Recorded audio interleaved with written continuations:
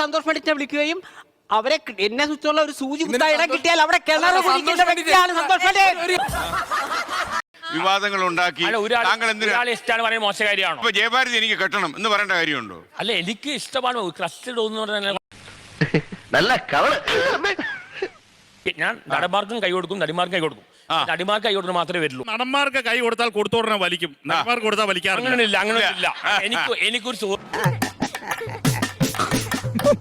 പോലുള്ള യൂട്യൂബേഴ്സ് എന്ന് വരെ ഇദ്ദേഹത്തിന്റെ ഇന്റർവ്യൂ എടുക്കുന്നോ അന്ന് വരെ ഇദ്ദേഹം തുടരും. എന്ന് ഇവര് നിർത്തുന്നോ അന്ന് ഇദ്ദേഹം പണി നിർത്തും.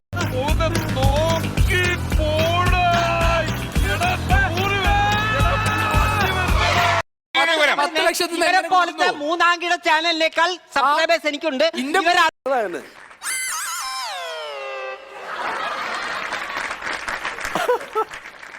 വരുന്നുണ്ട്. എന്നെ ഈ യൂട്യൂബ് ചാനലുകാർ വിളിച്ചില്ലെങ്കിലും ഇല്ലെങ്കിലും സന്തോഷ് പണ്ഡിറ്റ് നിലനിൽക്കുന്നുണ്ട്. ഇവരെ സംബന്ധിച്ചിടത്തോളം മറ്റുള്ളവൻ ഇല്ലെങ്കിൽ ഇവർ വട്ടപൂജ്യമാണ്. ഇവർ മൂന്നാംകിട ചാനൽ മാത്രമാണ്. വേറെ ഒരു വഴിയില്ല ഗായ്സ്, പെട്ടിരിക്കുകയാണ് നമ്മൾ ശരിക്കും.